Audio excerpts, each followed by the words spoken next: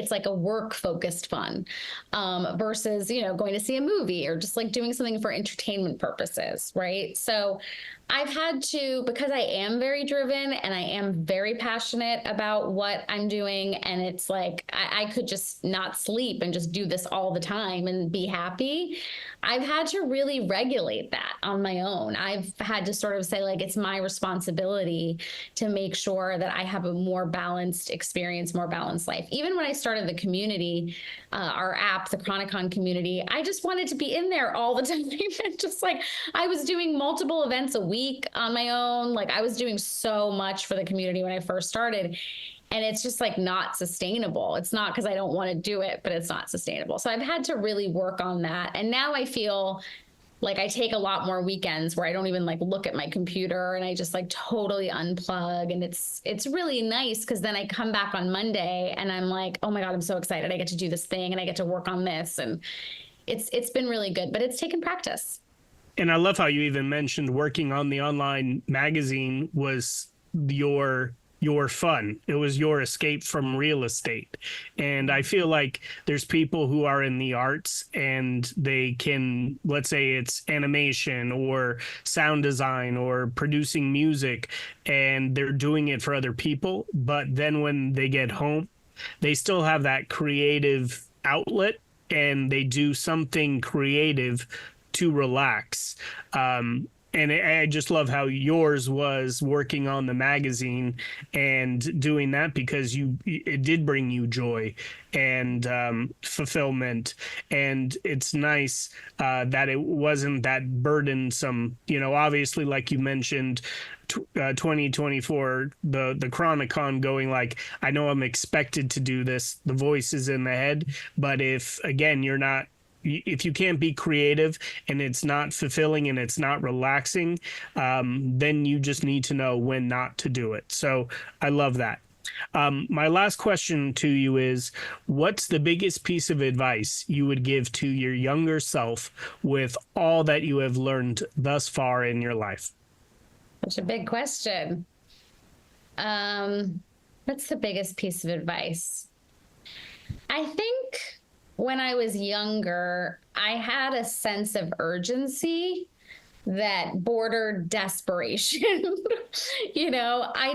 I was worried that I wasn't going to figure it out, and I still worry sometimes, right? I haven't figured it all out, right? I still have so much more that I want to create and achieve.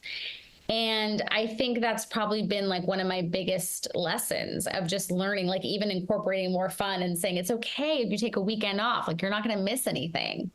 I think I heard that a lot when I was younger, but I didn't really like absorb it. I didn't really embody it. And so I would go to everything, but also I would go to things and just feel the sense of urgency that I think it was exhausting. Like I didn't need to be so urgent. And now I'm so much happier just feeling like, yes, I have these goals. I have these things I really want to achieve. They're important to me. I can worry sometimes, I can have doubts sometimes. It's not like it's not there because I don't want to paint that picture either, but it's way shorter. Like it'll come up and then I'll see it and then I'll sit with it and then I'll be like, oh, but you're good. Like there's no rush on this. And so I think that's probably the biggest thing is just like letting go of that sense of urgency. Like it's actually getting me further away from the things that I want versus getting me closer, which you think that it's getting you closer and it's really not. I love that sense of urgency that, we have to, everyone has their like timelines. I need to be married by a certain time. I need to have a kid by a certain time. I need to have this career by that time. I need to have a house by this time. And if you let go of that urgency and just let it come, the happiness will come your way, and it's definitely more healthy. I lied. I have one more question. Okay. What's next for you? You have the podcast, you have Chronicon, you're very ambitious, you have other goals. What's next for you? Next for me is we are planning on taking Chronicon on tour in the spring and the fall of 2025. So I'm working on pitching to brands right now and working with different brands to see what we can create and what's possible. And so that's what's next for me. Okay. I love it.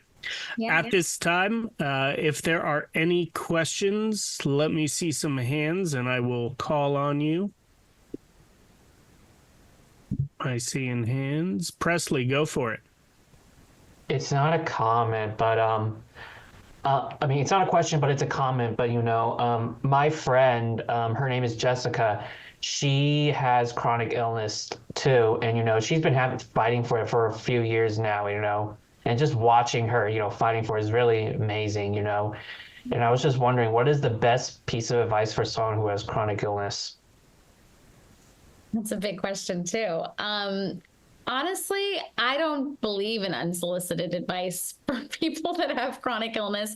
I think if they want support, I think the best thing to know is that you are worthy of asking for support and you're worthy of asking for help. It can be so easy to isolate. And I definitely did that a lot growing up.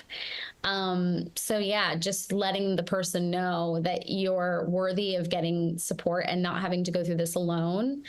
And for anyone supporting someone through a chronic illness, I would say the best piece of advice would be to just tell them that you're there for them and ask them what they need when they share that they're going through a hard time. That's perfect. Beautiful. Again, coming back to that empathy that we talk about. You're not born with it. You got to, work on it.